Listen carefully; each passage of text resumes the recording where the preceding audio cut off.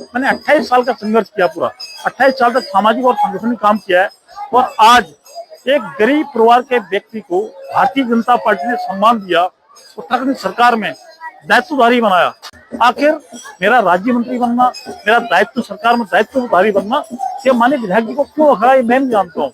माननीय विधायक जी, ठीक है, आपके नजर में मैं अयोग्य हूँ, लेकिन आप ये भी तो साबित करें कि आपकी बेटी कैसे योग्य है। आपकी बेटी जिला पंचायत अभी उपाध्यक्ष बनी है, आपकी बेटी कैसे योग्य है। आपने डायरेक्टली मेरा नाम लेकर आरोप लगाया, आप उजागर करें उस कर्मचारी का नाम जिन्होंने कहा कि इस फाइल को हेमराज बिस्ट्री लेके गया है।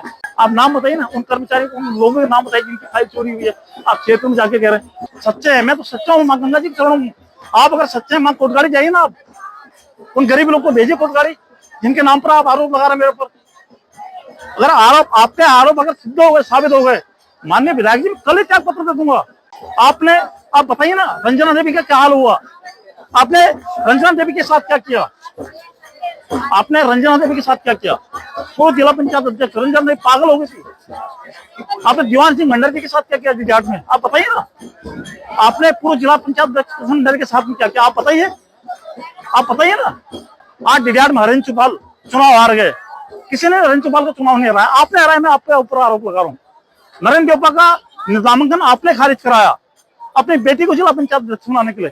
मैंने नहीं विधायक जी, ये माँ गंगा गवाह है, माँ गंगा का 10 पुत्र मेरा कर्मभूमि हरिद्वार। आपने, केवल आपने अपनी बेटी को, आपने अपने अयोग्य बेटे को हाईकोर्ट का वकील बनाया, किस बेस पर बनाया, क्या और कार्यकर्ता नहीं थे क्या।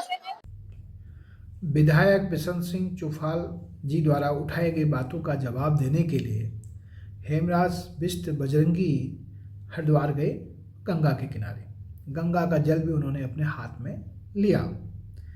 बजरंगी जी ने इस बात को जोर देके कहा कि 28 साल का उनका जीवन जिस पार्टी के लिए समर्पित रहा है, उसके बदौलत वे राज्य मंत्री बने।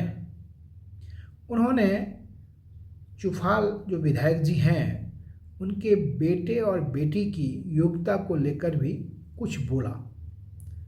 उन्होंने स्पष्ट किया कि अगर सचिवालय से कोई फाइल ले गया है तो कर्मचारी का नाम भी बताइए जिन्होंने यह इन्फॉर्मेशन विधायक जी को दिया है।